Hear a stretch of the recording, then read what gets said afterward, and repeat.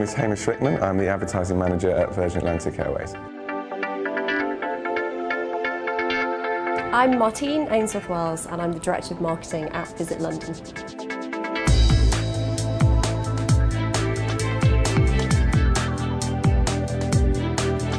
My name is John Beasley. I'm the Marketing Manager for Red Bull.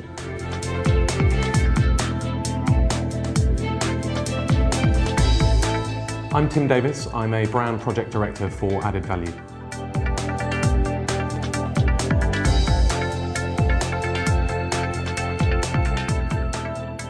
Marketing is about all the points of contact that the brand or product has with consumers, from how much it costs, to where it's sold, to how it's packaged, to how it's positioned. It will also cover off product, and the formulation of the product. Marketing essentially is communicating the existence of your product on one level, and then making people desire and want to buy that product on another level, whether they have a need for it or not. I think marketing it's about the business of creating emotional bonds to a product or service. So consumers choose brands because they make them feel the way they want to feel. But from a marketing perspective, it's really understanding why they choose those brands. So how is it what do they want to feel, and how do they feel like that? What makes them feel like that? So marketing is understanding what consumers want, finding the right product and selling it to them. Our goal as an agency is to kind of be the marketing inspiration behind iconic brands. So essentially we are a bunch of creative problem solvers who deliver strategic kind of solutions to a brand's problem or challenge. My job in its simplest form is to get people to come to London, to get people to come from London, from the rest of the United Kingdom and from all over the world, and take a short break or a long vacation here in the city. I essentially look after the advertising at Virgin Atlantic, and that encompasses all the above-the-line advertising as well as direct sales opportunities and promotions to a certain degree. A lot of what we do is about finding new opportunities, whether that's new events that we can support, new opinion leaders who can help talk about the brand, or new technologies that can help us to integrate our message in whatever media they happen to be in.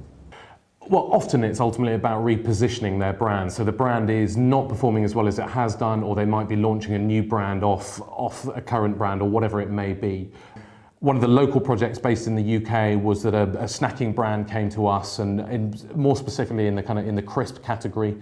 They wanted to know how to refresh the category, how to appeal to, or how to create a brand, create a new product to appeal to what they call the more premium consumer. So those with kind of slightly more income to spend on snacking. And they came to us wanting to know, how do we get in, or how do we redefine that market? How do we create a new brand that's going to really capture the imagination of that consumer, be a premium brand that they would spend a little bit more money on? So we spent a huge amount of time understanding that category, understanding the consumer, really understanding what makes that category tick, and going into a lot of detail with semiotics and finding out actually what do the different images mean, what do the different icons mean, what is it that people look for in store, whatever it could be. But a huge amount of research was done. We then did a lot of work with consumers themselves, so consumer panels, will this work, a lot of taste tests, a lot of packaging tests, but really going into a huge amount of detail, really getting down to the kind of granularity of that industry, that category, and then came up with a specific brand, a completely new product that was packaged differently, that tasted differently, that had premium ingredients, which has been really successful, been fantastically successful, and has almost created this theme of more premium snacking, whether it be crisps or whatever it may be. Marketing has a huge breadth of opportunities within it.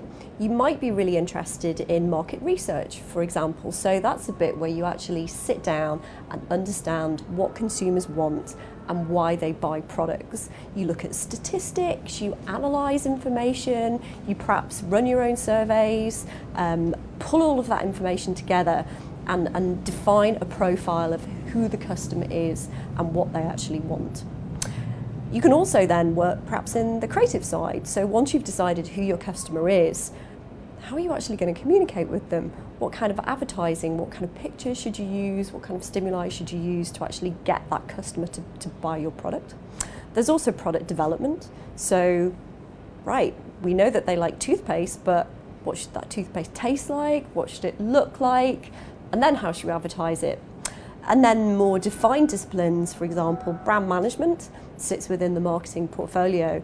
And brand management is really about not just a visual identity and a logo, but what that logo stands for, and ensuring that every single person within the organisation lives and breathes those values and that ethos. So there's lots of different jobs within marketing. It's not just about getting a budget and making some adverts and putting them on television. You've then got events, event marketing. So that's looking at developing new event ideas and actually then delivering them, working with our project managers and also external project management agencies. Then you'll have sports managers, sports marketing managers who look after and athlete managers who'll manage the athletes who we sponsor and work with. Culture managers who look after our interests in film, music, fashion, art. They'll work with what we call opinion leaders, who could be celebrities, or they could be fashion designers, or they could be graffiti artists, b-boys, all that kind of stuff. The standard day is probably I get in for about 8:30, leave at 6:30, but we do quite a lot of travel, so you are sitting in your hotel room, wherever you are, kind of working at strange hours of the day or night. We don't particularly have a dress code. I'm sure somewhere in the HR policy there's a dress code about, not wearing bikinis to work or something, but there isn't anybody naked walking around the office, or we don't have to wear suits other than for a formal business occasion. It's relaxed. We're quite a young agency, average age of 30, early 30s, so it's a young agency. There is a good vibe to the agency. We spend a lot of time talking to each other, using kind of our own experiences, expertise on different projects. So it is a relaxed atmosphere. It's certainly not a formal dress code. It's very much kind of jeans and a shirt or whatever you feel comfortable in. Are there more men than women? Are there more, I would say it's probably quite balanced. My team's all girls. I have 20 people. It's all girls for no reason other than they were the best interview candidates. Our digital team is mostly guys because they were the best candidates. The opportunities that are afforded by working for Red Bull are incredible. I mean, we get such unique access. We'll do the backstage area for so many gigs and events and concerts. I think you've got to enjoy consuming media for a start off. You have to understand the media landscape.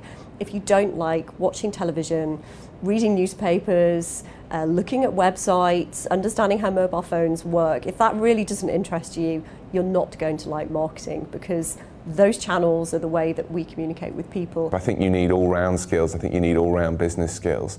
And one of the important ones is obviously a certain amount of understanding of creativity, but an understanding of people and how to motivate people to buy your product. Have a broad range of experiences behind you, have a passion for brands, have an interest in brands, and just be willing to develop that theory. So know about marketing, know about the basics of marketing. Obviously you won't be expected to know the full theory, but come with a real desire to learn.